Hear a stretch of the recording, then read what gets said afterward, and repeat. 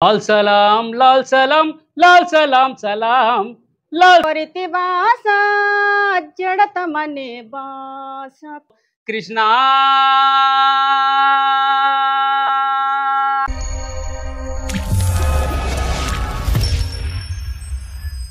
Feel చేసేది ఏంటంటే సాంస్కృతిక రంగానికి సంబంధిత కావచ్చు, గద్దర్తోటి సంబంధం కావచ్చు, జన్నాట్య మండలి కావచ్చు, చేతనాట్య మండలి కావచ్చు, ఏంటిది అసలు ఎట్లా, దానికోసం ఏమన్నా మీరు ప్రశ్నలు అడగండి, దానికి మనం డిస్కస్ చేసుకోవచ్చు.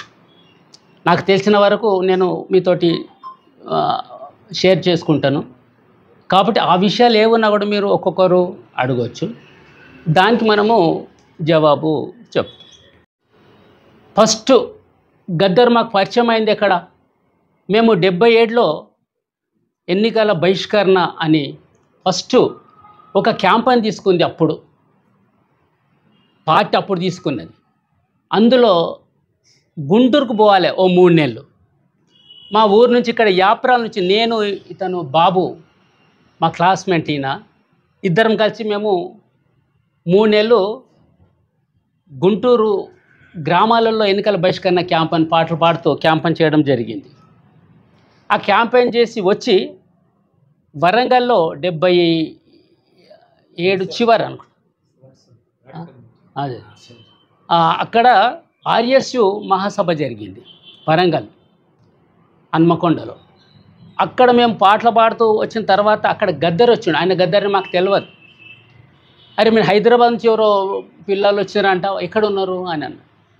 అంటే అసలు మేము పోయేసి చేతులు కట్టుకొని, సార్ మేమే సార్ ఇట్లా వ్యాపారాల నుంచి వచ్చినాము, ఇంకా సుభాష్ నగర్ నుంచి, తర్వాత ఇక్కడ డౌటన్ బజార్ నుంచి, మచ్చబొలార్ నుంచి ఉన్న వాళ్ళు ఉండ్రి అక్కడ. మేమే అన్న ఇట్లా వచ్చినామంటే మీరేనా, అయితే నేను 2 పాటలు తెచ్చిన, మీరు కోరస్ ఇవ్వాలి. అది ఫస్ట్ పరిచయం. ఆయన అప్పుడు 2 పాటలు రాసుకొని వచ్చిండు ఎమర్జెన్సీలో అమరులైన వాళ్ళు. లాల్ సలాం లాల్ సలాం లాల్ సలాం సలాం లాల్ సలాం సలాం లాల్ సలాం లాల్ సలాం లాల్ సలాం సలాం. ఇదొక పాట. ఓలి ఓలీల రంగ ఓలి చెమ్మకేలీల ఓలి, యాడ బుట్టి యాడ పెరిగే యాడికొచ్చి యాడ సచ్చే, ఎవరి కొరకు వచ్చినారు ఎవరి కొరకు సచ్చినారు, ఏ తల్లి కడుపు పంటలోలి చెమ్మకేలిల్లవోలి, కూలి తల్లి కంటి పాపలోలి. ఇవి 2 పాటలు ఆయన రాసుకుని వచ్చిన తర్వాత కోరస్ ఈయనమ్మ, ఓకే మేము కోరస్ ఇచ్చింది. ఏంటిది, మాది ఇక్కడ భజన మండలి ఉంటుంది, శ్రీకృష్ణ భజన మండలి. తర్వాత మనకు ఇంకోటి శ్రీరామ్ భజన మండలి. ఇండ్ల కళాకారులను పుట్టిస్తుంది ఇక్కడ. అక్కడి నుంచి డెవలప్ అవుతారు కళాకారులు, విప్లవ కళాకారులకు తయారు కావడం. అంటే ఈ 2 భజన సంఘాలు ఏవవుతున్నాయో అక్కడ మాకు ట్రైనింగ్ అనుకోరాదని మీరు. ఇక్కడ మొన్న కూడా నేను పత్రికారులు వచ్చినప్పుడు చెప్పాను, ఇక్కడ మేము ఒక సంక్రాంతి పండుగ వస్తే భూపాలం తిరుగుతాం మేము భజన మండలిని అభివృద్ధి చేయడానికి. ఆ భూపాలం ఆర్ముని పట్టుకొని 3 గంటలకు, పొద్దున్న 3 గంటలకు తిరుగుతుంటుంటాం మేము. మేలుకో శ్రీరంగా నాదతయా నీవే మేఘాశ్యాముల వర్మ, మేలుకో కృష్ణ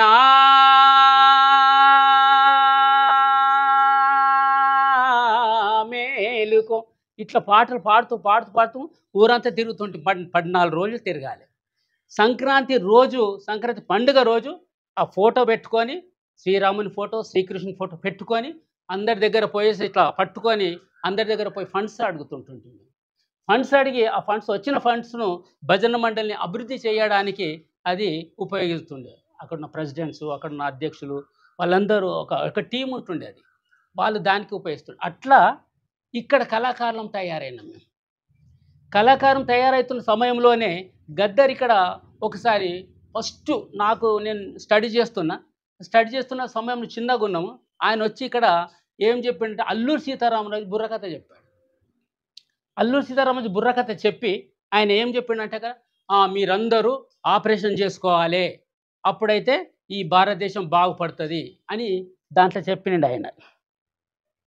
మేమనుకున్నాం, మరి ఈయన అల్లూరి సీతారామరాజు బుర్రకథ మంచిగా చెప్పిండు, కానీ ఆపరేషన్ చేసుకోమంటాడు ఏంది అసలు, ఫ్యామిలీ ప్లానింగ్ ఏంటిది అసలు, గిది చెప్తుండే ఏంది అసలు ఈయన అని మాకు ఆ కథ విన్న తర్వాత మంచిగా ఉండే. తర్వాత ఈ ఫ్యామిలీ ప్లానింగ్ అన్న తర్వాత మా కొంత అరే ఈయన ఏంటిది అసలు గిట్ల చెప్తుండు అనేది కొద్దిగా వ్యతిరేకం ఉండే అప్పుడు. అదొక పాయింట్. దాని తర్వాత ఆయన ఏం చేసినంటే మళ్ళీ నరసింహరావు, బి నరసింహరావు ఫౌండర్ మన ఆర్ట్ లవర్స్ అంటే కళా ప్రేమికుల సంస్థ ఆయన ఫస్ట్ పెట్టిండు. ఆ కళా ప్రేమికుల సంస్థనే 1972లో జన్నాటి మండలిగా 72 మేలో జన్నాటి మండలిగా అది అభివృద్ధి చెందడం జరిగింది. వాళ్ళు ఏం చేశారు మళ్ళీ గద్దర్తోటి మళ్ళీ వాళ్ళు ఇక్కడ ప్రోగ్రామింగ్కి వచ్చిండ్రు. అప్పుడు ఏమైందంటే గద్దర్ ఒక విప్లవ భావాలతోటి వాళ్ళు ప్రోగ్రామ్ ఇచ్చిండ్రు. ఆయన ఒక నాటకం వేసిండు అన్నట్టు, యాదగిరిగుట్ట ఏంటి అసలు యాదగిరిగుట్ట అంటే ఏంటిది అని ఒక బిచ్చగాని పాత్ర వేసేసి ఒక అట్రాక్ట్ చేసిండు. ఇది బాగున్నది, పాటలు కూడా బాగున్నది, ఇది బాగున్నది వీళ్ళది. అట్లా మేము మెల్లమెల్లగా అట్రాక్ట్ కావడం జరిగింది. అట్లా అట్రాక్ట్ అయిపోయి ఇక మేము మెల్లమెల్ల ఇట్లా పాటలు ఉన్న తర్వాత మన డౌటన్ బజార్లో నందు అంటే ఆయన ఒక ఆయన ఉండే, ఆయన పాపం ఇప్పుడు చనిపోయాడు. ఆయన రెగ్యులర్గా మా ఊరుకు వస్తుండే. ఆయన ఒక నందు ఆయన పేరు, నందు కదా. నందు అంటే ఆయన ఏమంటుండే అంటే ఎన్ అంటే మీకు తెలుసా, నక్సలైట్ నందు బై, నక్సలైట్ నందు అనొచ్చు కదా మీరు అని అంటుండే. మేము నవ్వుతుంటుండే, అరే గట్ల అంటారా బై మీరు అంటే అనొచ్చు కదా అని అంటుండే అప్పుడు ఆయన. అంటే అప్పుడు ఒకటి నక్సలైట్ అనే పదం ఏదైతుందో ఒక ఇంపార్టెంట్, ఒక ఏమంటే ప్రాముఖ్యత కలిగిన పదంగా ఉండే అప్పుడు. నక్సల్బరీ మూమెంటు 67 మేలో ఏదైతే నక్సల్బరీ 25కు నక్సల్బరీ జరిగిందో అది ఒక ఇన్స్పిరేషన్ ఉండే. అందుకే నక్సలైటు అంటే ఒక పెద్ద ఇది. తర్వాత మేము కథలు కూడా ఈ గద్దరు ఏదైతే ఇక్కడ వరంగల్ ప్రోగ్రాం అయిపోయిన తర్వాత మమ్మల్ని కాంటాక్ట్ చేయడం జరిగింది. ఈ ఊరు నుంచి నేను, తర్వాత మచ్చబలం నుంచి దయ, తర్వాత ఓల్డ్ అల్వాల్ నుంచి సుదర్శన్, ఈ నలుగురము. దయ ఏం చేస్తాడు, డోలకిస్ట్ దయ, ఆయనను ఢిల్లీలో పట్టుకొని ఆయనను టార్చర్ చేసి చంపేసి ఇక్కడ బొల్లారం దగ్గర మహాబోధి స్కూల్ దగ్గర పడేశారు. మీకు అందరికి కొంతమంది తెలిసి ఉండొచ్చు విలేకరుల మిత్రులకు. అదొకటి. ఆయన మంచి డోలకిస్ట్. అంటే ఆయన డోలకు మేము ఆయన ఇంటర్వ్యూ చేసినాం జన్నాటి మండలికి వచ్చిన తర్వాత. ఎట్లా నువ్వు నేర్చుకుంటే దొడ్డికి పోతుండే ఆయన. దొడ్డికి పోతున్నప్పుడు ఆ డబ్బా మీద కొడుతుండే ఆయన. దొడ్డికి డబ్బా, అప్పుడు డబ్బా పట్టుకపోతురు కదా, ఆ డబ్బా మీద కొడుతుండే ఆయన. దాని తర్వాత ఏం చేసి మెల్లగా భజన మండలి, ఆయన కూడా భజన మండలే. ఎక్కడైతే మచ్చబొల్లారు భజన మండలి నుంచి ఆయన డోలకిస్ట్గా తయారైండు. సుదర్శన్ ఏదైతే సుదర్శన్ కూడా భజన మండలే. అక్కడ ఓల్డ్ వాళ్ళ భజన మండలి, ఆయన పాటలు పాడుతుండే, ఆయన కూడా ఇళ్ళకి వచ్చిండు. వచ్చిన తర్వాత ఏం చేసి నక్సల్బరీ బిడ్డల ఒగ్గు కథ రాసిన తర్వాత గద్దర్ ఏం చేసినట్టే అక్కడ మేము ప్రోగ్రామింగ్కి పోయినాము వరంగల్లో, వడ్డేపల్లిలో ప్రోగ్రాం. ఆ వడ్డేపల్లిలో ఏమైందంటే గిరాయిపల్లి అడవుల్లో 4 విద్యార్థులను ఏదైతే కాల్ చేసిండ్రో, అంటే సూరపనేని జనార్దన, సుధాకర్, ఆనందరావు, మురళీమోహన్, వాళ్ళ దాంట్లో ఈయన బిచ్చపతి అంటే ఆయనను కూర్చుని పెట్టి ఇంటర్వ్యూ చేసిండు ఈయన గద్దర్. ఇంటర్వ్యూ చేసుకుంటే మొత్తం రాసిన తర్వాత ఆయన ఏం చేసి నక్సల్బరీ బిడ్డల మొగ్గు కథ రాసిన ఆ రిపోర్ట్ అంతా తీసుకొని రాసిన తర్వాత ఇక మేము సుదర్శన్ జోకర్, నేను కథకొని రాజకీయం చెప్పాలి, గద్దర్ లీడింగ్లో, దయ డోలకిస్ట్. ఇట్లా మేము నలుగురం ఏదైతున్నామో నలుగురము మొత్తం అసలు మన ఆంధ్రప్రదేశ్ అప్పుడు ఉద్యోగం చేయడం కూడా మేము చేస్తుంటుంటాం. ఆర్టీసీలో టెంపరవరీగా హెల్పర్గా నన్ను ఉద్యోగం చేస్తుంది. అది తర్వాత పర్మనెంట్ ఉద్యోగంగా వచ్చింది. వచ్చిన తర్వాత ఆ ఉద్యోగాన్ని ఇడిచిపెట్టేసేసి మేము ఫుల్ టైమ్గా వెళ్ళిపోవడం జరిగింది 80లో. అట్లా 77 నుంచి వచ్చిన తర్వాత 80లో మేము ఫుల్ టైం వర్క్ దీనిగా మార్పడం జరిగింది. ఆ ఫుల్ టైం పోయిన తర్వాత ఇక గద్దర్తోటి మా ప్రోగ్రామ్స్ అంతా గద్దర్తోటే. ఎప్పటి వరకు 96 వరకు మొత్తం దేశవ్యాప్తంగా ఎక్కడ పోతే ఆ పాట నేర్చుకుంటుంటుంది. కర్ణాటక పోయినామనుకో ఆ భాషలో బెట్టగల ಹಿಡಿದಲೆ ಬಂಡಗಲ ಹಿಡಿದಲೆ ನಮ್ಮ ರಕ್ತ ಜಲ್ಲಿ ಮಾಡಿ ಪ್ರಾಜೆಕ್ಟು కట్టదలే సెమ యారిగో సిరి యారిగో.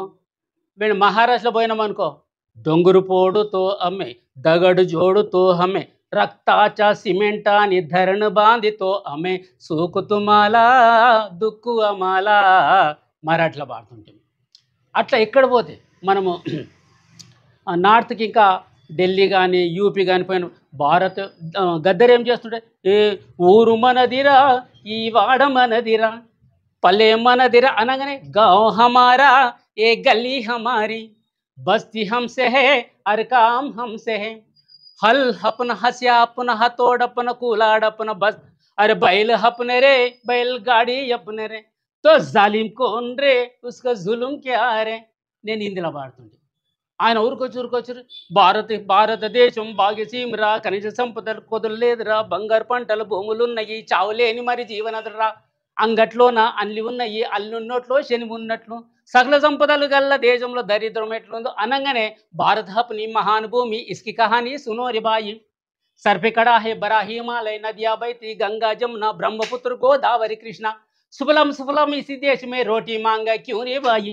ఇట్లా నేను పాడుతుంది. అట్లా మేము అంత క్లోజ్గా మేము గద్దర్తోటి పనిచేసిన ఇక వేరేళ్ళు అంత క్లోజ్గా పనిచేసినామంటే మా టీమే అని అనుకోవచ్చు. గద్దర్, నేను, సుదర్శన్, దయా మెయిన్గా. తర్వాత ఇక ఆయన ఇనెక్ట్ అయిపోయిన సుదర్శన్, తర్వాత దయా కొనులు పనిచేసింది. ఇక మేమిద్దరం అయితే 96 వరకు ఇక గద్దరు ఆయన ఏ పాట రాసినా కూడా ఫస్ట్ ఇగో నీవైతే నీది పాడగలుగుతారా, ఇది పాడేసి నేర్చుకో అని అంటుండే. కాబట్టి అది మేము ఇక నైట్ అంతా డే రేపు ప్రోగ్రామ్ ఉంటే ఇవాళ నైట్ ఇచ్చేస్తుండే పాట, నైట్ అంతా పాట నేర్చుకొని ప్రోగ్రాంలో ఇచ్చేస్తుండే. ఆయన ప్రోగ్రాం ఇవ్వడంలో కావచ్చు, జనాలను నాడి పట్టుకొని మాట్లాడడం కావచ్చు, ఒక పెద్ద విప్లవ కళాకారుడుగా మనము అన్ని మీరంతా పత్రికలు రాసిన ఆయన కోసం నేను కొత్తగా చెప్పాల్సిన ఏ విషయాలు లేవు. ఆల్రెడీ బుక్స్ కూడా వచ్చినాయి ఆయన మీద, చాలా విషయాలు పుస్తకాలలో కూడా రాసిండ్రు. కాబట్టి ఆయన దాని మీద నేను ఎక్కువ ఏం అవసరం లేదు మీకు. ఇక మా విశ్వవిద్యాలయానికి 96 వరకు మేము మొత్తం దేశవ్యాప్తంగా ప్రోగ్రామ్స్ ఇచ్చినాం. 96 మేము దళంలో అడవిలోకి వెళ్ళిపోవడం జరిగింది. తర్వాత అడవిలోకి వెళ్ళిపోయినాము.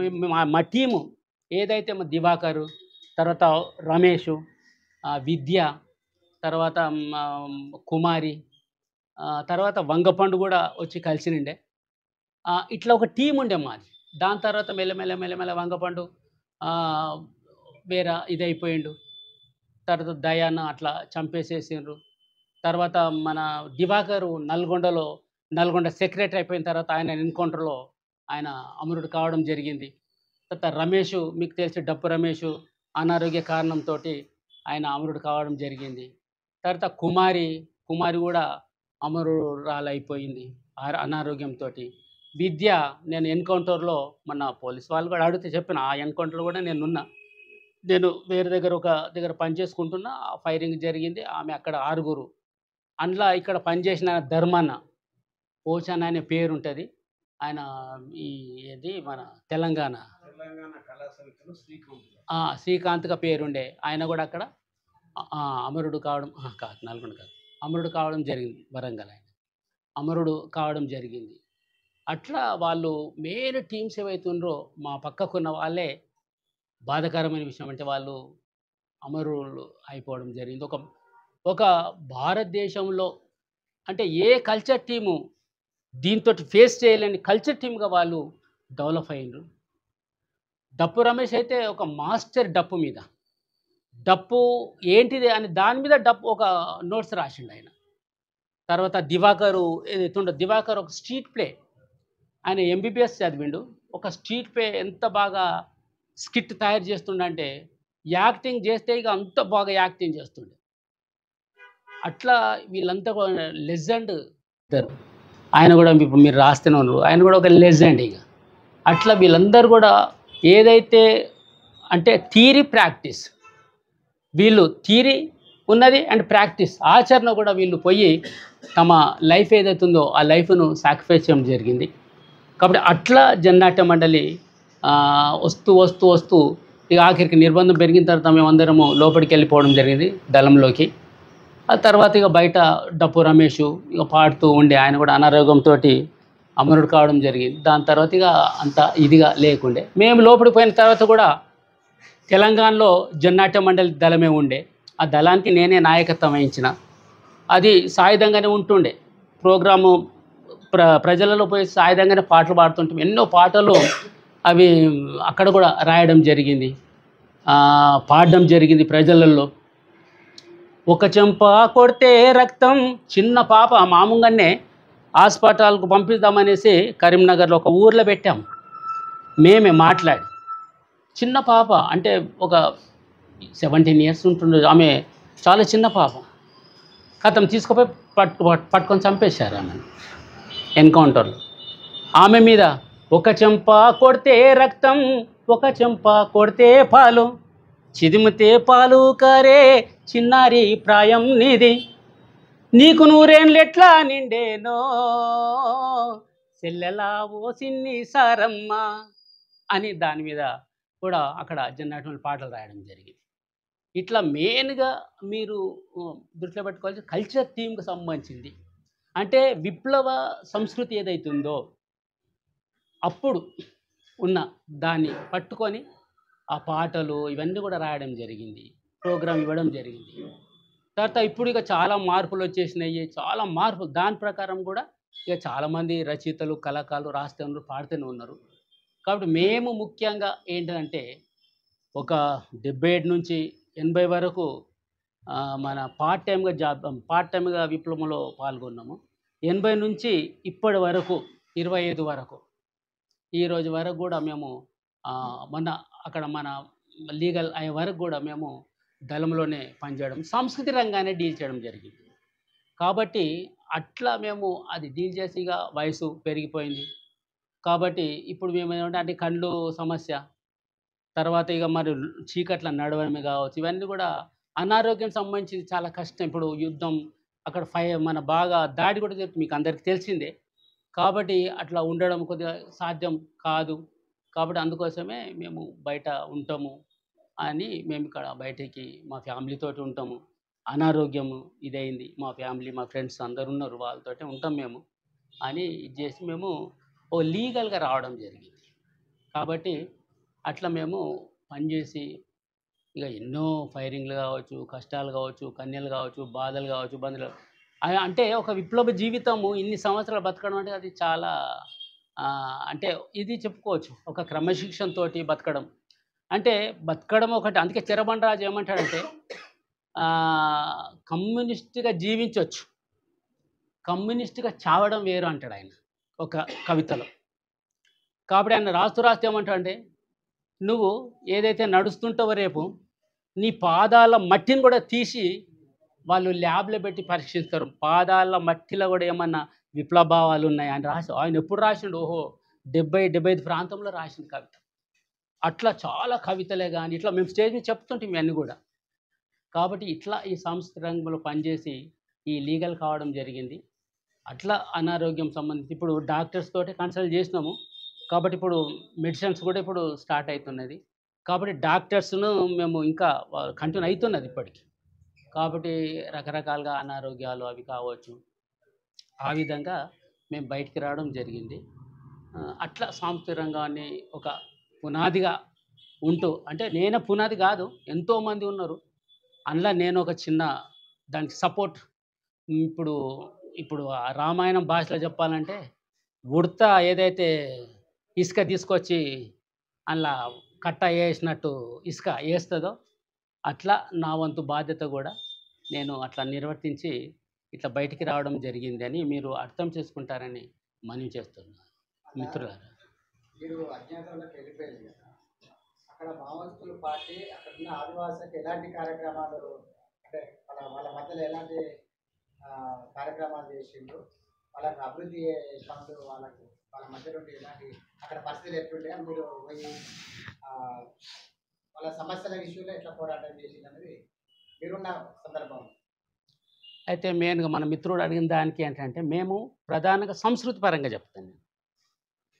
సంస్కృతి పరంగా ఏంటిదంటే మన పార్టీ పోకముందు వాళ్ళకు మహిళలకు జాకెట్ పెళ్లి కాగానే జాకెట్ తీసేద్దు సంస్కృతి పరంగా.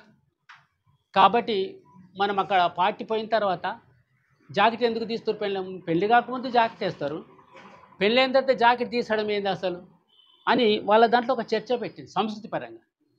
కాబట్టి అట్లా చేసి జాకెట్లు వేసే విధంగా మనం అక్కడ చేయడం జరిగింది. పార్టీ తరఫున, మన సంఘాల తరఫున, సంస్కృతి పరంగా సిఎన్ఎం తరఫున కూడా ఒకటి. రెండోది ఏంటంటే అక్కడ మహిళలు గుడ్లు తినొద్దు. అసలు గుడ్లు 29 రకాల విటమిన్స్ ఉంటాయి. ఒక గుడ్డులో 29 రకాల విటమిన్స్ ఉంటాయి. ఆ గుడ్లు మహిళలు తినొద్దు. ఎందుకు తినొద్దు అనే ఒక ప్రశ్న. అంటే ఒక ఫ్యూడల్ సంస్కృతి అన్నట్టు. అంటే గుడ్లు మహిళలు తినొద్దు, పురుషులే తినాలి. ఆ మహిళలు ఎందుకు తినొద్దని పార్టీ నుంచి, సంఘాల నుంచి, సీఎం నుంచి ఒక పాటలు పాడుతూ చర్చ పెడుతూ తినొచ్చు, ఏం కాదు అని అదొకటి చేయడం జరిగింది. సంస్కృతి పరంగా ఇంకేంటిదంటే మహిళలు మంత్లీ ఉంటే వాళ్ళకు సపరేటు అడవిలో గుడిసె వేస్తారు అన్నట్టు. వీళ్ళు ఇంట్లో ఉండొద్దు, ఆ గుడిసెలో ఉండాలి. అక్కడ వచ్చి ఒక్కొక్కసారి నైట్లో అక్కడనే పండుకోవాలి. వాళ్ళు పాము కలిసి చనిపోయిన మహిళలు కూడా ఉన్నారు అక్కడ పడుకుంటే. అంటే అంత ఇదన్నట్టు ఒక కల్చర్ పరంగా. అరే ఎందుకు అసలు ఆ ప్రకృతి పరంగా వచ్చేది కదా మహిళలకు. కాబట్టి వాళ్ళు ఇంట్లో ఉంటే ఏమవుతుంది, ఇంట్లో వండొద్దు అసలు వాళ్ళు ఇంట్లో ఉండొద్దు. ఆ గుడిసెలు అరే ఎందుకు మీరు అక్కడ చనిపోతారు కదా చెప్పి చెప్పి చెప్పి దాన్ని కూడా మార్చడం జరిగింది. తర్వాత ఏ మహిళనన్నా సంతకు పోతే 4 పురుషులు కలిసి ఆమెను ఎత్తుకొని వెళ్ళిపోతారు. ఎత్తుకొని పోయి ఇంట్లో పెట్టేసుకుంటారు. నాకు నచ్చింది, నేను ఇక ఆమె నాతో ఉండాలి అని పెట్టేసుకుంటారు.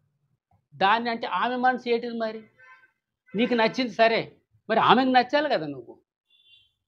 ఇది డిస్కషన్ పెడితే అది ఎత్తుకపోవడం ఎందుకు? నేను నచ్చితే ఇద్దరు మాట్లాడుకోండి, పెళ్లి చేయండి, పెళ్లి చేసుకోండి. మీరు వాళ్ళ తల్లిదండ్రులు, మీ తల్లిదండ్రులు పెళ్లి చేసుకోండి అని. తర్వాత ఏం చేస్తారు వారు, ఇప్పుడు మన వడ్లు పోసే ఒక అలాగ సపరేటు గుడిసె ఉంటుంది. అందులోకి మహిళలు పోనీయరు. ఎందుకు పోనీయరు అని చర్చ పెట్టినాం. అంటే మహిళ పోయి ఆ వడ్లు తీస్తే ఈ మహిళ ఇక్కడ ఉండదు కదా, పెళ్ళి వెళ్ళిపోతుంది, ఈ వడ్లు కూడా అక్కడ వెళ్ళిపోతాయి అనేది వాళ్ళది ఒక నమ్మకం. అంటే మహిళ పోతే వడ్లు ఎందుకు వెళ్ళిపోతాయి, తప్పు కదా అని ఒక చైతన్యవంతంగా పాటలు, చర్చ ఇవన్నిటి దీనిగా చేసి అవి కూడా మనము మార్చడం జరిగింది. ఇట్లా తర్వాత ఏం చేస్తారు వాళ్ళు, మహిళలు ఎంతో అసలు కష్టం చేస్తారు. ఒక నాగలి దున్నుతారు కానీ విత్తనాలు వేయొద్దు. తర్వాత అదేమంటారు, వడ్లు తీసుకొచ్చి పెడతారు చూడు, కళ్ళంలోకి రావద్దు. ఎందుకు అంటే వాళ్ళు విత్తనాలు వేస్తే సరిగా పంట పండది. అయితే అక్కడ సంఘమే కావచ్చు, జనతా సర్కార్ అని చెప్తారు కదా, ఆ జనతా సర్కార్ ఏం చేసిందంటే కదా, సరే మీరు అట్లా అంటున్నారు కదా, మీకు ఒక 4 ఎకరాలు ఇస్తాము పురుషులకు, మహిళలకు 4 ఎకరాలు ఇస్తాం, మీరే దున్నుండి విత్తనాలు వేయండి, వాళ్ళే దున్నుతారు, విత్తనాలు వేస్తారు అని అట్లా పనిచేసేసి వేస్తే వీళ్ళు ఫుల్ పంట పండించారు మహిళలు.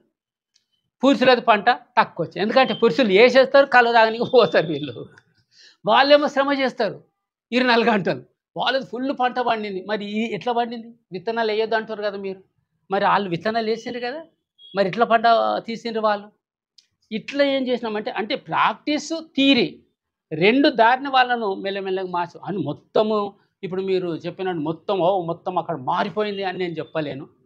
అంటే ఒకటే రోజు మారడం సమాజం ఏదైతే ఉందో, ఇప్పుడు ఉదాహరణకు ఒక మనిషి ఈ సమాజము ఉన్న దాంట్లో మల్లెపూల బతకాలంటే చాలా కష్టం. తనకు ఫైట్ చేయవలసిందే ఆయన. ఒక కుటుంబంలో బతకాలంటే కూడా తనకు ఫైట్ చేయవలసిందే. కాబట్టి అంత మంచిగా బతకాలంటే కూడా పెద్ద ఒక ఫైట్ కావాలి. కాబట్టి అట్లా మనం కొంత మార్పు అట్లా పాటల ద్వారా, రకరకాల చర్చ ద్వారా, క్లాసెస్ ద్వారా ఇట్లా అట్లా మార్పు మొత్తం మారిపోయిందని నేను చెప్తలేను.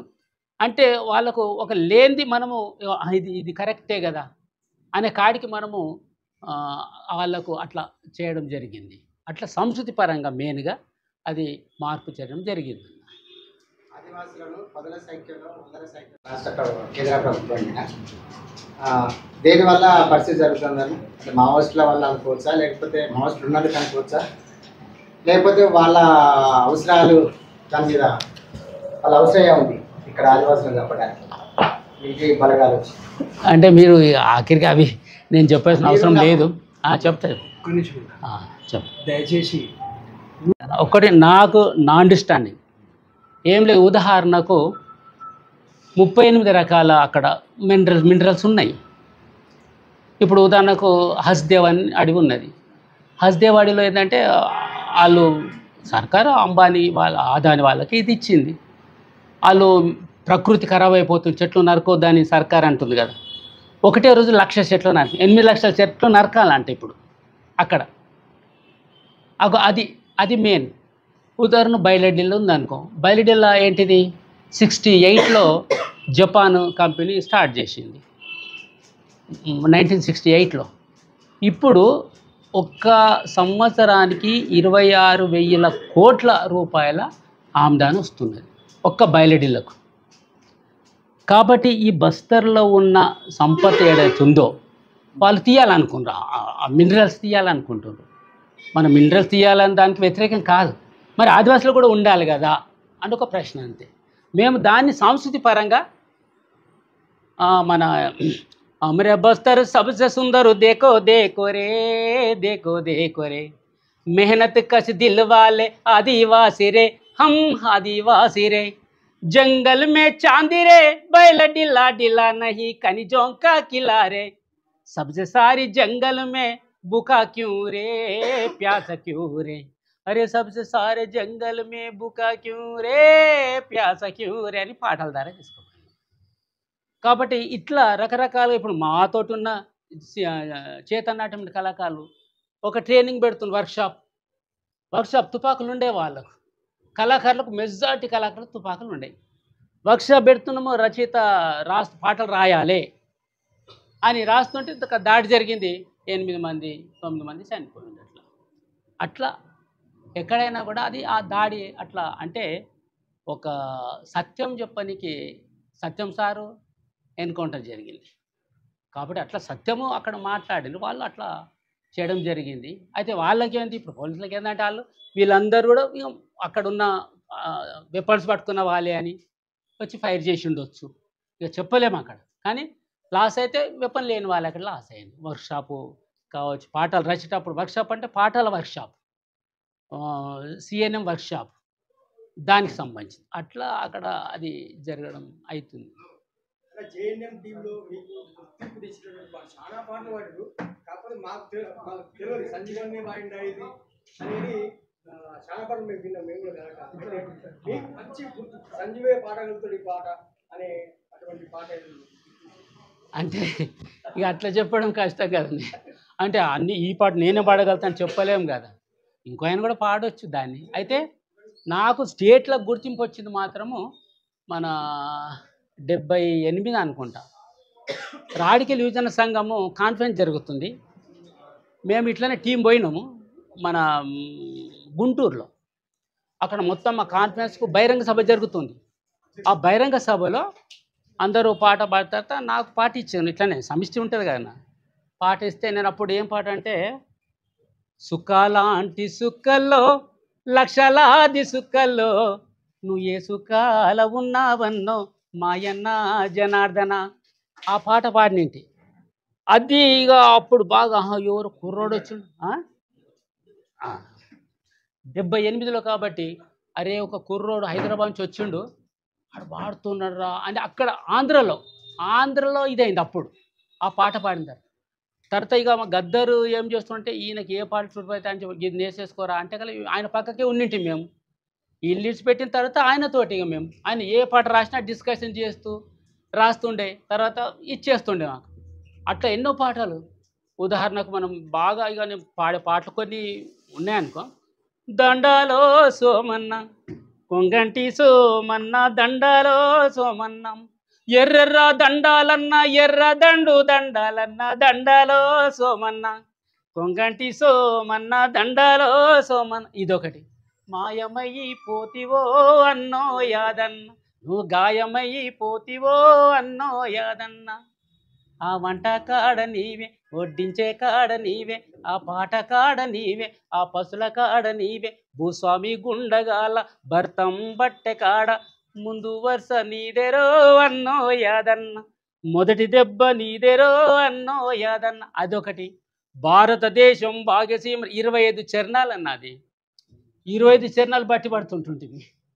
అట్లా ఈ స్టేజ్ మీద పాడుతుంటామంట. తర్వాత ఈ సర్నక్క పాట కూడా వందనమో వందనమమ్మో నా చెల్లేల సర్ణమ్మ, సుబట చుక్కల వందనమమ్మ, సేను చెలకల వందనమమ్మ, సిన్ని కూనల వందనమమ్మ, బక్క రైతుల వందనమే నా చెల్లేల సర్ణమ్మ. ఇట్లా ఆ పాటలు. తర్వాత ఇక టాప్ అందరికంటే కొద్దిగా గుర్తున్నది, వేరే వాళ్ళు కూడా పాడినరు. రేలారే అడవి తల్లికి దండాలో, మా తల్లి అడవికి దండాలో, ఈ పాట ఇక పాడుతుంటుంది. అట్లా నేనే అన్ని పాటలు పాడతాను కాదు, అట్లా విప్లవ పాటలు ఉండదు కదండి. అయితే ఎవరెవరు సూటబుల్ అవుతారో వాళ్ళు తీసుకుంటారు అన్నాడు. అన్న ఈ పాట నేను పాడుతుంటే ఓకే, మహిళ ఈ పాట. అయితే మహిళకు సంబంధించిన మేము జన్నాటం లిస్టులు రాసినాం, మేము ఎక్కడ ఫెయిల్ అయినాము అనేది కూడా రాసినాం. మహిళలు కళాకారునిలో వచ్చిన తర్వాత మన దాంట్లో ఉన్న పితృస్వామ్య భావజాలంతో వాళ్ళని ఎంతైతే అభివృద్ధి చేసుకోవాలనో అంత అభివృద్ధి చేసుకోలేకపోయాము, రివ్యూలో రాసినాము. కాబట్టి మహిళలు ఇంకెంత డెవలప్, మంచి చాలామంది అసలు విద్య కావచ్చు, కుమారి కావచ్చు, ఇంకా మన ఒక పద్మ, చిన్న సన్న కావచ్చు, అదే బాలయ్య, కవాలి బాలయ్య, ఇట్లా చాలామంది కళాకారులు ఇక్కడ. అదే మెయిన్ కళాకారులు ఒకటి ఏంటంటే, ఇక్కడ కళాకారులు ఏదైతే ఉండ్రో అసలు మొత్తం ఈ ఈ ఏరియాలో ఏదైతే ఉండ్రో, యాప్రాల్ కావచ్చు, సుభాష్ నగర్ కావచ్చు, గొల్లగూడ కావచ్చు, మచ్చబొల్లారం, డౌటన్ బజార్, యామ్జాల, నేరడ్మెట్టు, అల్వాల్, ఇక్కడ నుంచి మెయిన్గా. అందుకే నాకు గుర్తున్నది, నేను చదివిన ప్రకారము వెంగళరావు ఉన్నప్పుడు దీన్ని కల్లోలిత ప్రాంతం నక్సలైట్ ఏరియా అని ప్రకటించినప్పుడు, వెంగళరావు ఉన్నప్పుడు, అంటే ఇక్కడి నుంచి కళాకారులు, విప్లవ కళాకారులు పుట్టుకొచ్చారు అన్నట్టు. అంటే దీనికి పునాది కూడా ఉన్నది. ఇక్కడ ఉన్నంత భజన సంఘాలు, నీకు సిటీలో ఉన్న భజన సంఘాలు ఎక్కడ ఏ స్టేట్లో వేరే అసలు జిల్లాలో లేవు. ఇక్కడ గల్లీకి ఒక భజన సంఘం, అక్కడి నుంచి డోలకిస్టులు తయారవుతారు. మాకేం సమస్య వచ్చిందంటే, మేము అరే మీరు సిటీలో ఉంటారు కాబట్టి మీకు డోలకులు దొరుకుతారు భయ్, అసలు మాకు అసలు డోలకిస్టులే లేరు, మరి మాకు డోలకులు ఎట్లా అనే సమస్య వచ్చింది జన్నాటమంలో. ఆ సంవత్సరంగా ఏం చేసినామంటే, మరి ఎట్లా అంటే మాకు డప్పులు ఫుల్ ఉంటాయి, అందుకోసమే డప్పు కథ స్టార్ట్ చేసినాం. నక్సల్బర్ బిడ్డమే డప్పు మీద కొట్టుని, మీరు డప్పు ఈజీ కదా అని డప్పు ప్రాక్టీస్ ఇచ్చి ఆ డప్పు మీద మనం ఆ పాట, ఆ కథను చెప్పడం జరిగింది. అట్లా పాటలు అనేటివి చాలా, అంటే వేలాది పాటలు. గద్దర్ రాసినది ఒకటి, గద్దర్ రాసిన పాటలు ఇంకా చిన్న చిన్న సుధా అంటే ఆయన రాసింది ఒకటి. నేను లేని భూమి ఎట్లే తిరుగుతుందని, నేల విడిసి కామ్రేడు, నేల విడిసి సాము చెయ్యకు నా కామ్రేడు, చనిపోయాడు. సుధా అంటే ఆయన శుద్ధాల దానైనా శుద్ధ దేవయ్య, ఆయన ఆదిలాబాద్ జిల్లా. మంచి పాటలు రాసిన. నా సిన్ని తమ్ముళ్ళారా, శంకరన్న వారసులారా, శంకరన్న దారుల మీరు చెరికై పోరండయ్యో, ఆయన రాసిన పాటలు. చాలా పాటలు రాసిన ఆయన. అట్లా ఒక కేసీ అంటే అని మా దాంట్లో, ఆయన కూడా వరెవరెవరు కూలన్నా ఇంకా లేవరో, ఆయన రాసిన పాట. చుక్కల్లో కలిసాడు శ్రీసి, ఆయన రాసిన పాట. ఇట్లా చాలామంది అన్నట్టు. అంటే ఏమైపోయింది, ఇక్కడ గద్దర్ దగ్గర ఉంటాం కాబట్టి ఇవన్నీ గద్దర్ రాసిండేమో అనే కాడికి వెళ్ళిపోయింది. చాలామంది కళాకారులు, చాలామంది రచయిత. ఇప్పుడు ఇక్కడనే డౌటన్ బజార్లో ఆయన పేరు ఏం పేరు, రైల్వేలు పనిచేస్తారు, రాములు. ఇప్పుడు పండుగ మీద రాసిన, పండుగొచ్చిందే గణపతి పండుగొచ్చిందే, పట్నం లష్కర్లో చాలా పెద్ద పండుగంట. ఇట్లా ఆయన సూపర్ పాటలు రాసిండు. మాకు మన నిజామాబాద్లో వ్యాస్ ఉండే, వ్యాస్ అరెస్ట్ చేసిండు మమ్మల్ని ప్రోగ్రామ్ ఇవ్వకుండా, మీరు ఇక్కడ పాటలు పాడొద్దు అని గద్దర్ మాతో అరెస్ట్ చేస్తే, ఆయన ఏం చేసిండు, ఇక్కడ ముయ్యకురో మూసి తినాని మురువకు కొడక, పాడేటోళ్ళను మూసినమంటే పట్టణాల్లో చిచ్చు పుట్టిరా, ఆడేటోళ్ళను మూసినమంటే అడవుల్లోన అగ్గిపుడి రాసేసాడు. అంటే సింపుల్ రాసేసారు అన్నట్టు. ఈ కళాకారులు, రచయితలంతా ఎట్లా అంటే ఉంది, మట్టిలో మాణిక్యాలు వీళ్ళంతా. అందుకోసం అంత సింపుల్గా వాళ్ళు రాసేయగలిగారు. అంటే అసలు తెలంగాణనే ఒక పెద్ద ఏమంటాం మనం, అది ఒక తరగని గని విప్లవ కళాకారులకు, విప్లవ కళాకారులు కాదు, కళాకారులకు. ఉదాహరణకు ఇప్పుడు మన తెలంగాణ వచ్చినంత గోషుగంగడి వేసాను. మేము వ్యాసం కూడా రాసినాం, ఆంధ్రజ్యోతిలో రాసినట్టు. ఆంధ్రజ్యోతిలో వచ్చింది వ్యాసం. వీళ్ళు వచ్చిన తర్వాత మీ గోషుగంగడి మేమే తెచ్చినాం. అసలు గోషుగంగడి తెచ్చింది మేము 78లో నక్సల్బరీ ఒగ్గు కథ ఎట్లా చెప్పుదాం అని చర్చ జన్నాటమంలో. చర్చ వచ్చిన తర్వాత మరి ఆ డిల్లెం బల్లం పట్టుకోవాలి, తర్వాత పెద్ద తాళాలు ఉంటాయి అవి పట్టుకోవాలి, తర్వాత ఒగ్గు పట్టుకోవాలి, ఒగ్గు కథ అంటున్నాం, ఒగ్గు పట్టుకోవాలి.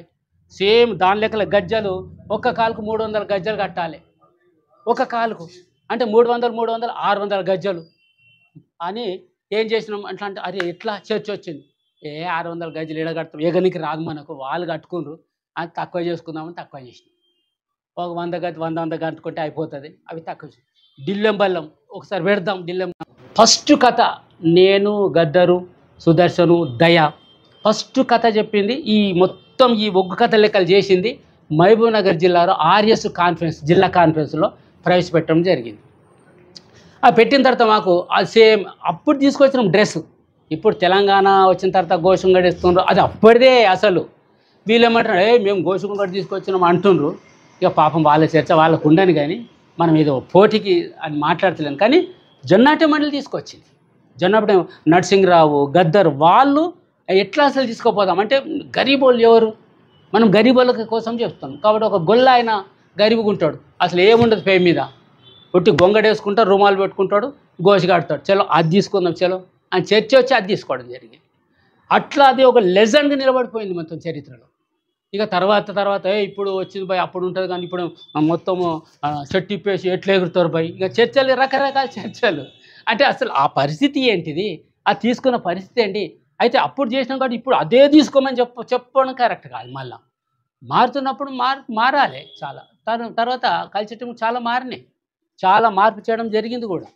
కాబట్టి అట్లా మనము అవి తీసుకొచ్చి దాన్ని డెవలప్ చేయడం జరిగిందన్న జొన్నాట్య మండలి మేము టోటల్గా. అట్లా అన్ని రకాల హిందీ వాళ్ళు, ఇప్పుడు విలాస్ గోఖరే ఒక గొప్ప రచయిత అన్నాడు. ఎందుకంటే మేము భారతదేశం అని తెలుస్తాం, అందరు రచయితలు మాకు చాలా దగ్గరగా ఉంటారు అన్నాడు. ఆయన ఏం పాటలు రాసిండంటే, ఆయన కైసే హే తేరా జనం బైనా జిందగీ భర్ రోనా హీ రోనా భాई मैं तेरा सुन लो कहना मेरी बहना क्यों है ऐसा समझ लेना मेरी बहना ओ मेरी बहना जब तू लड़की बनकर आई नाराज पीता माँ कोई सबको चाहे लड़के पे लड़का तेरे कारण दिल पीता का दड़का तूने बेहेजी पैसा चाहिए दहेज मांगा कहाँ से आई इसी कारण तू बनी फसाना मेरी बहना क्यों है ऐसा समझ लेना मेरी बहना ओ मेरी बहना जब तेरी किसी से हो गई शादी पति के घर में बन गए कैदी सास ससुर की ताने सुन सुनकर देवर ननद की बनी तू नौकर शोहर ने जब भी देखा है हंसकर कैदी की आती माँ बनाकर तू बनी बच्चों का कारखाना मेरी बहना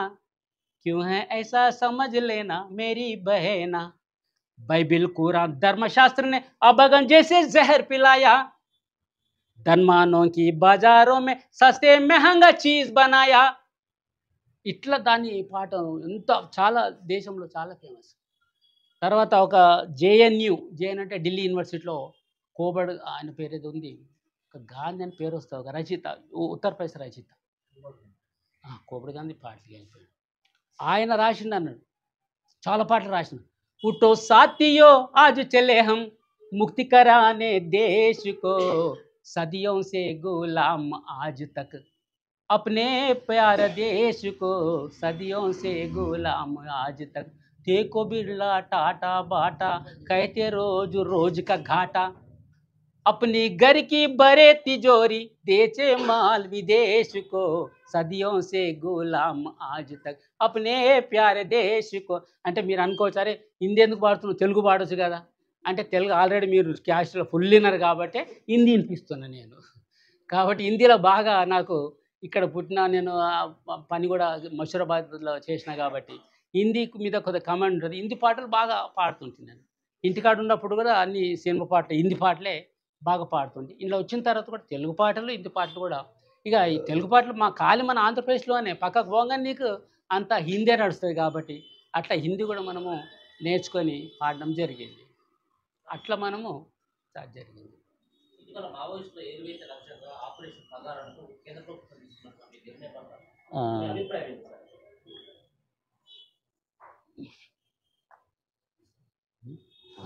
ఏం లేదు దాంట్లో.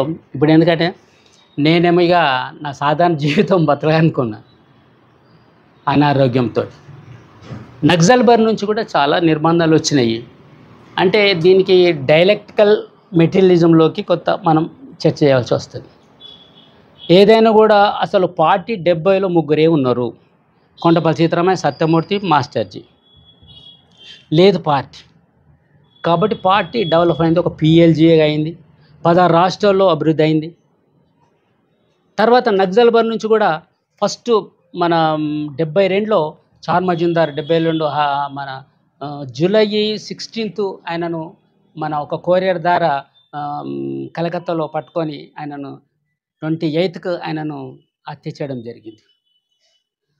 దాని తర్వాత రకరకాల పార్టీలు ఇక ఏర్పడ్డాయి. కాబట్టి ఇక్కడ ఏం చేసింది ఆంధ్ర పార్టీ, ఏం చేసిందంటే మనం ఒక లైన్ తీసుకొని పోవాలి. ఆయన చెప్పిన లైన్, ఆయన చెప్పిన రివ్యూ చేసినారు. మీకు అందరికి తెలిసిందే, మీరు మీ పత్రికారులకు తెలిసి చదివి ఉంటారు. అంటే ఆయన ఏం చెప్పిండు, 72 వరకు ఒక విప్లవం, పెద్ద విప్లవం వస్తుందని అన్నాడు. అది కరెక్ట్ కాదు. అసలు పార్టీ లేదు, సేన లేదు, ఎట్లా విప్లవం వస్తుంది అనేది ఒక ప్రశ్న. కాబట్టి అది కరెక్ట్ కాదు. అయితే ఆయన ఏదైతే భారతదేశానికి సంబంధించిన వైరుధ్యాలు చెప్పిండో అవి కరెక్ట్. వైరుధ్యాలు ఏం చెప్పిండు, సామ్రాజ్యవాదానికి భారతదేశ ప్రజలకు నంబర్ 1, భూస్వామ్య విధానానికి విశేష ప్రజానీకానికి నెంబర్ 2, పెట్టుబడిదారి విధానానికి కార్మిక వర్గానికి నంబర్ 3, శాసక వర్గాలు అంటే పాలక వర్గాలకు తమకు వైరుధ్యాలు, 4 వైరుధ్యాలు చెప్పారు. అవి కరెక్ట్.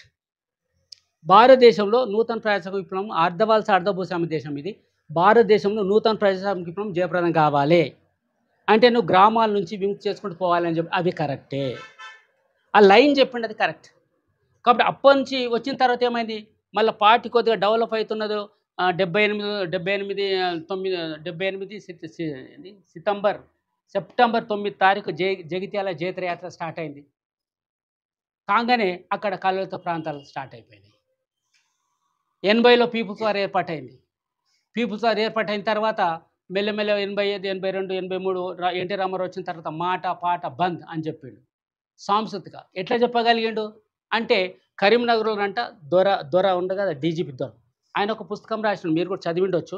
ఆ పుస్తకంలో ఏం రాస్తారంటే, కరీంనగర్లో ఈయన మొత్తము ఇట్లా గోచి గొంగడి పెట్టుకొని జనంలో వచ్చి కూర్చుండంట.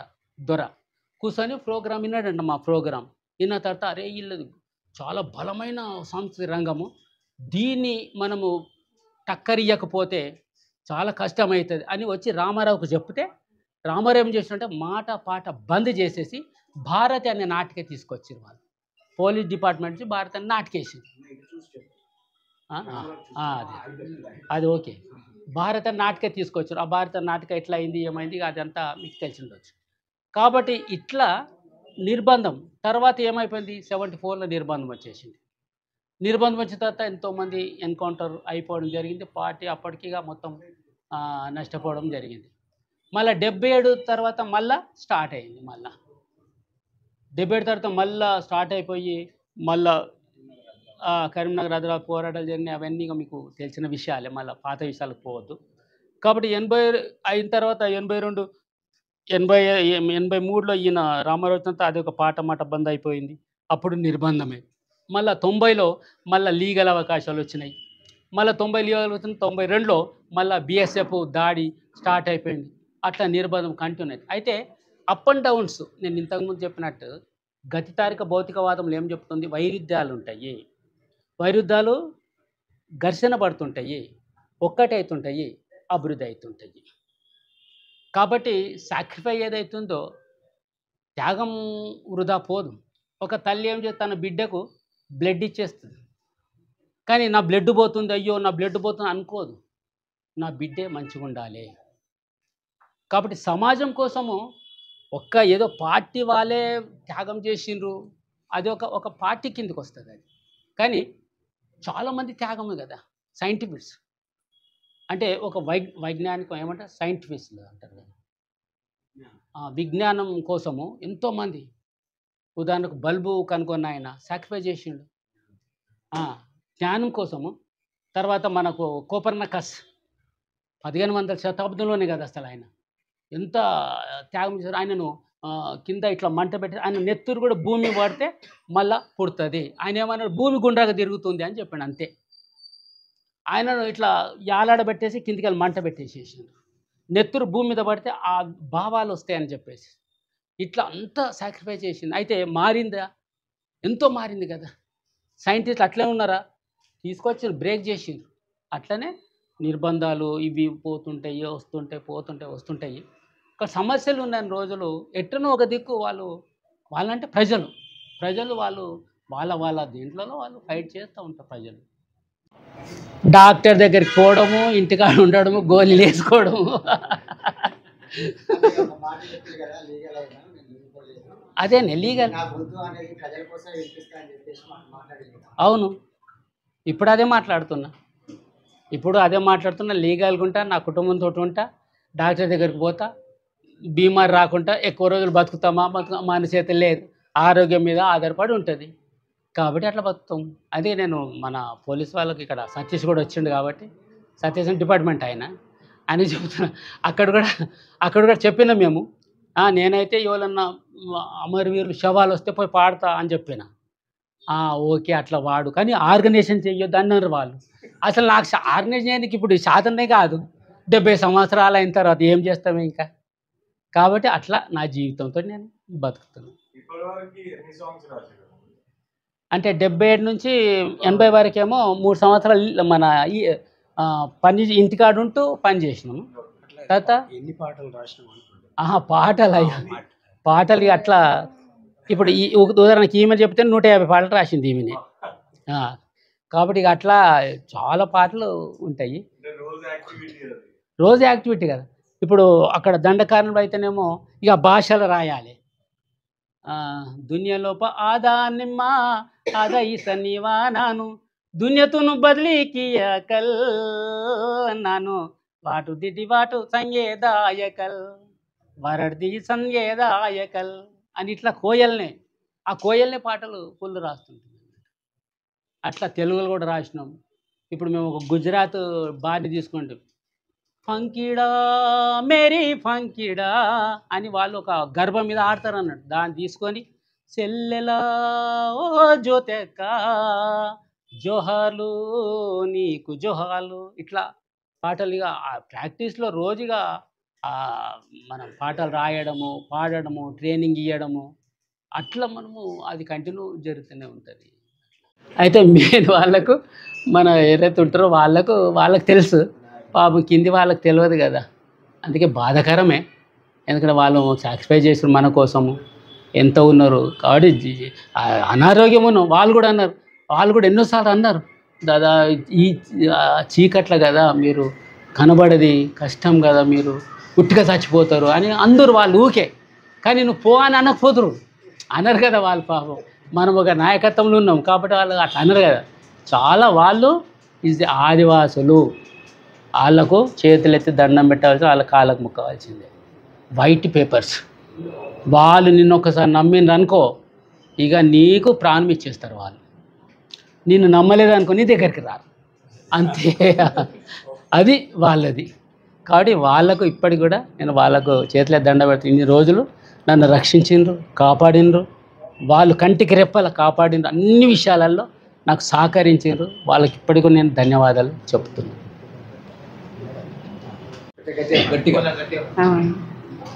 నేను సంస్కృతి రంగంలో పనిచేసింది అంటే మాది మహబూబ్నగర్ జిల్లా. ముందు మహబూబ్నగర్ జిల్లా అమరావతి మండలం వంకేశ్వరం గ్రామం ముందుది. ఇప్పుడు నాగర్ కర్నూలు భద్రం వచ్చేసింది. అందుకే నాకు అప్పటి నుంచి 92 నుంచి సంస్కృతి రంగంలో పనిచేస్తున్నా. అయితే అక్కడ మహబూబ్నగర్ జిల్లాలోనే నేను 10 సంవత్సరాలు పనిచేసిన. తర్వాత ఏవోవి అంటే కువి ప్రజలు ఉంటారు అక్కడ, ఆదివాసీ ప్రజలే.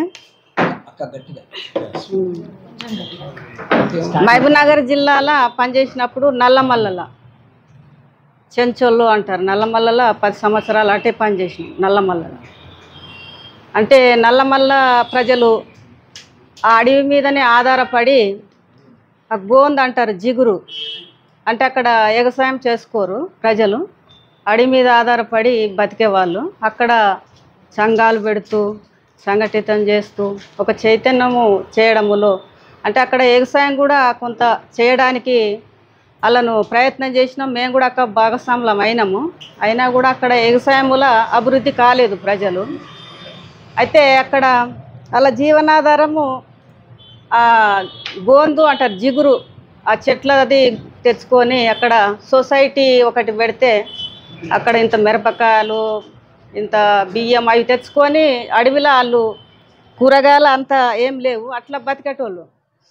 అంటే అక్కడ పాటలు కూడా చెంచుల దబ్బలు లేసినయి, దోపిడి గుండెలు వదిరినయి, మంత్రులతోని మాటలు కావు, మంత్రుల గుండెలు వదిరినయి. అంటే వాళ్ళు చెంచోళ్ళు చెట్ల కింద మాకు చదువులు లేవు, మాకు తిండి లేదు, ఇక్కడ కరెంట్లు లేవు, ఏం లేదు కదా, రోడ్లు లేవు. అంటే ప్రజలు బతకడానికి సంబంధించింది ఉన్నదంటారు, కానీ మేము అమాస చీకట్లనే బతుకుతున్నాము అని అక్కడ పాటలు. అంటే అక్కడ ఉన్న ప్రజలు ఒక మన పార్టీ అంటే చాలా ప్రేమతో, వాళ్ళకు తిండి లేదు కానీ వాళ్ళకు ఉన్న దాంట్లో మనకు కూడా పెట్టి, అంటే అక్కడ వాళ్ళ జీవనాధారముల మొత్తం అడవి మీద ఆధారపడేటోళ్ళు కాబట్టి వాళ్ళకి అక్కడ జనసంఖ్య కూడా చాలా లేదు. మీకు తెలుసు కదా, నల్లమల్ల అంటే మొత్తం జనాలను చెంచోళ్ళను మొత్తం బయటికి వెళ్ళగొట్టి అక్కడ ఇప్పుడు చెంచోళ్ళు బతికి, ఎందుకంటే ఆదివాసులు వాళ్ళ ఆజాదుగా బతికేటోళ్ళు వాళ్ళు అడవి మీద. అంటే వాళ్ళను అడవి నుంచి కూడా తరిమిరని మీకు తెలుసు. కువిల అంటే కువి జనాలు వాళ్ళ భాష వాళ్ళది మొత్తం కూడా జ్యువతి భాష కువిలోకు భాష రాకిని భాష మొలో ఉజ్జడివానే నీ భాష నీ జ్యువతి భాష మా కువిలోకు భాష జుహి అని భాష మా కువిలోకు భాష జ్యువతి భాష కువిలోకు భాష రాకిని భాష మొలో ఉజ్జడివానే నీ భాష మచ్చ హిల్లతి భాష మా కువిలోకు భాష నీ జ్యువతి భాష మా కువిలోకు భాష వరితి భాష జడతమనే భాష కువి భాష హింజి లజ్జ కిన్నెరి మచ్చ హిల్లతి భాష మా కువిలోకు భాష.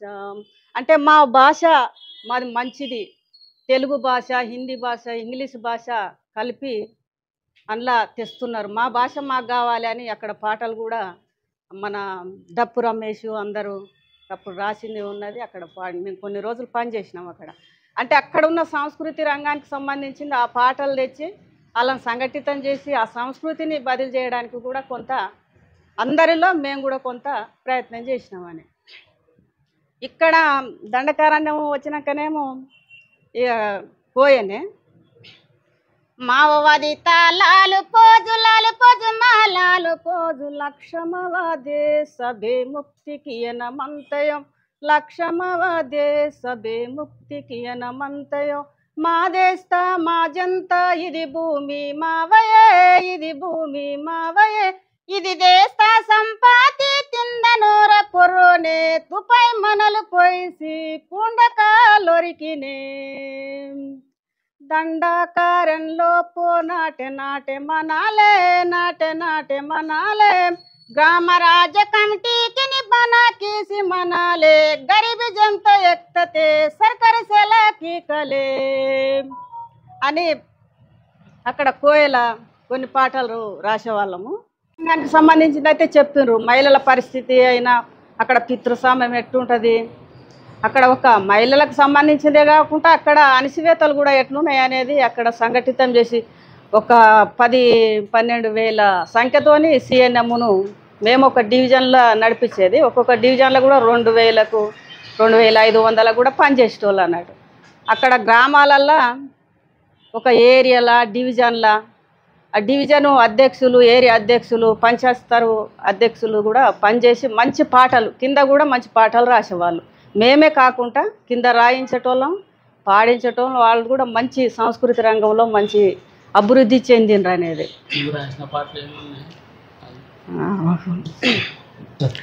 రేరేలో ఎరేలా రేలా రేల రేలా రేరేలో రేలా రేలా రేల రేలా మాడు భూమిలాడైలో పో కమ్రెడు కుమ్లి పైవేరు మాట పుడితినా కమ్రెడు కుమ్లి సుడ్లా సుడ్లా మందనస్కే కమ్రెడు కుమ్లి బాలల సంగం కాముకిత్తినా కమ్రెడు కుమ్లి అంటే కొన్ని పాటలు అంటే అమరవీరుల మీద కొన్ని సమస్యల మీద కూడా రాసింది ఉంది.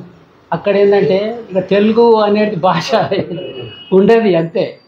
ఏమైనా రాస్తే వాళ్ళు ఇప్పుడు తెలుగు రాసినా కూడా ఇక్కడ పంపాలి, మళ్ళీ నెట్టు పెట్టాలి, నెట్టుకు పోవద్దు. తర్వాత మనం ఎవరో పడితే ఆ పాట రాసిన తర్వాత ఒక నెల తర్వాత ఇటు వస్తుంది, అది అప్పటికి ఆ సమస్య అయిపోతుంది. కాబట్టి అందుకే ఆ సమస్య మీదనే లేటెస్ట్ ఏం సమస్య ఉంటుందో కోయిల రాసి వాళ్ళకు ఎడ్యుకేషన్గా పంపించేస్తుంటుంది. అట్లా రాసి అయితే నేనైతే తెలంగాణ దాన్ని ఒక సందేశం పంపించిన చూచుండొచ్చు, నెట్లో కూడా పెట్టినాం. అంటే తెలంగాణ ఎట్లా రావాలి అనే ఫస్ట్ సందేశం నా వీడియోతోటి సందేశం పంపించింది తెలంగాణ దాన్ని. మీకు ఎన్ని భాషలు వచ్చన్నా? భాషలు అట్లా హిందీ, తెలుగు, కోయ 3 భాషలు మెయిన్గా. ఆరోగ్యం కుదుటపడిన తర్వాత మరి రాజకీయంగా వచ్చే అవకాశం ఉందా? చెప్పిన కదా నిన్న బతుకుతానే అని ఇప్పుడే ఆరోగ్యం కుదుటపడిన తర్వాత కుదుర అంటే ఇప్పుడు పైనుంచి కిందికి పోతూ ఉంటుంది కనుక కుదుట పడుతుంది. ఇప్పుడు ఎంతోమంది షుగరు, బీపీలో కుదుట పడుతున్నాయి ఎవరికైనా చెప్పు. ఆ రోజు తింటేనే ఇంకా ఇంకా ఇంకా ఇంకా కిందికే పోతుంది. కానీ నాకు మంచిగా అయిపోయింది భయ్, నేను బెటర్ ఇవ్వాలని చెప్పిండా చెప్పు. జననాట్య మండలి కావచ్చు, అటు చేతన నాట్య మండలిలో అనేక మంది కళాకారులను తయారు చేసి అక్కడ ప్రజల్ని సమస్యల మీద ఫైట్ చేసి చైతన్యం చేసిండ్రు. ఇక్కడ తెలంగాణలో కూడా ప్రజా కళాకారులుగా ఉన్న వాళ్ళు ఈరోజు తెలంగాణ వచ్చినాక 30,000కు అట్లా జీతం చేస్తూ వాళ్ళ వాళ్ళ స్వార్థాల కోసం కొంతమందికి భూములు ఇచ్చేది, కొంతమందికి జీతాలు ఇస్తుండ్రు. ఇప్పుడు కళాకారులు అనేది కనుమరుగైపోయింది. వాళ్ళ వాళ్ళ అవసరాల స్వార్థ ప్రయోజనాల కోసం అంటే ఈ ప్రభుత్వం మొత్తం ధ్వంసం చేసినప్పుడు తెలంగాణ కావచ్చు ఇప్పుడు రాస్తారు.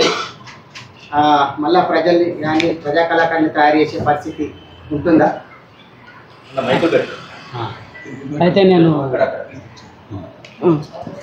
ముందుగానే నేను చెప్పాను కదా, అంటే 50 సంవత్సరాలు అదే ఇప్పుడు చెప్పిన ఎవరు లేరంటే అంటే ఇప్పుడు నేను ఒక్కని మీరు చెప్పినట్టు ఆరోగ్యం మంచిగా అయిపోతే అయ్యేదో చేస్తానని ముందుకు వస్తే ఆ చేయగలుగుతాం ఒక్కరితోటి కాదు. అంటే అందరూ అంటే ఏదైనా ఉంటే ఒక యూనిటీ అవుతుంది. గడ్డిపోచలు ఉన్నాయనుకో, సింగల్ ఉందనుకో ఉట్టికి తెగిపోతుంది.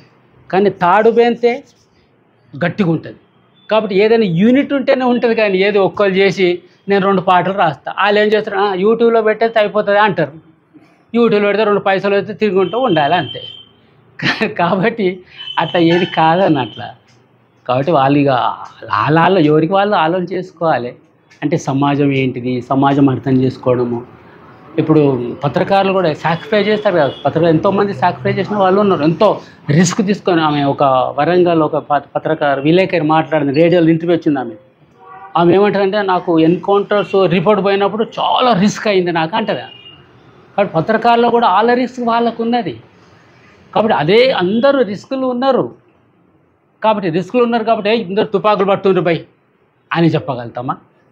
అంటే రకరకాల వాళ్ళ యాంగిల్లో వాళ్ళు ఆలోచన చేసుకోవాల్సిందే. కానీ మనము మీరు ఇది చేయండి అది చేయండి చెప్తే ఇవాళ వింటారు. ఇప్పుడు పొద్దున్న పాకెట్లో ప్రపంచం వచ్చేసింది అంటే సెల్ ఫోన్లో. కాబట్టి ఆయన పొద్దున్న నేను ఇప్పుడు చూస్తున్న రోడ్డు మీద పోతుంటే ఒక ఆయన ముంగడు ఫ్రెండ్ నడిపిస్తుంటే ఈయన అందులోనే పెట్టారు. ఎవరు ఆ పక్కకు చచ్చిపోతుండా తెలియదు, ఈయన ఇట్లనే ఉంటారు. ఇక ఏం పట్టించుకుంటే ప్రపంచానికి చెప్పు. కాబట్టి వాళ్ళ ఇష్టము. కళాకాలం అనుకో, ఇక తెలంగాణ వచ్చిన తర్వాత వాళ్ళు ఏమంటారంటే ఇప్పుడేంటి తెలంగాణ వచ్చిన 4 ముక్కలు దొరుకుతున్నాయి, ఇప్పుడు కూడా నువ్వు అవి కూడా తీసుకోవద్దు అంటావు అని అంటారు వాళ్ళు. కాబట్టి వాళ్ళు ఆలోచన చేసుకోవాల్సిందే. మనం మీరు ఇది చెయ్యండి అంటే నేను ఇప్పుడు అది చెప్పనికి రాలేదు. మీరు అంతమంది కళాకారులంతా ఒక్కటి కానీ చలో ఇట్లా చేయాలి అట్లా నేను అట్లా రాలేదు. నేను ముందుగానే చెప్పిన నా అంటే అట్లా చెప్పని ఉంటే అందులోనే ఉంటుంటే కదండి, ఇటు ఎందుకు వస్తావా, ఇటు అక్కడ బెటర్ కదా. నాకు అంత బెటర్గా ఉంటే నాకు అక్కడ 50 సంవత్సరాలు నేను తుపాకి పట్టుకొని అక్కడనే ఉంటుండే బెటర్. అంటే ఈ ప్రపంచం కన్నా అక్కడ నాకు చాలా హ్యాపీ, ప్రకృతి పరంగా హ్యాపీ. మంచి నీళ్ళు, మంచి గాలి, మంచి మనుషులు, కపటం లేని మనుషులు, బెటర్. ఇటు ఎందుకు వస్తాను నేను, నాకు మంచిగా ఉంటే. కానీ నేనే ఆరోగ్యం ఇదైపోయి. కూడా తెలంగాణలో కూడా తెలుగు రాష్ట్రాల్లో కూడా సమస్యలు ఉన్నాయి కదా, దోపిడీ కూడా. తెలుగు రాష్ట్రాలు కాదే, ప్రపంచవ్యాప్త సమస్యలు ఉన్నాయి. ఒక్క తెలుగు రాష్ట్రాలు కాదు, ప్రపంచవ్యాప్తంగా సమస్యలు ఉన్నాయి. కాబట్టి ఆ సమస్యలు వాళ్ళ ప్రజలు వాళ్ళు ఆలోచన చేస్తారా, ఏం చేస్తారు ఇక వాళ్ళు.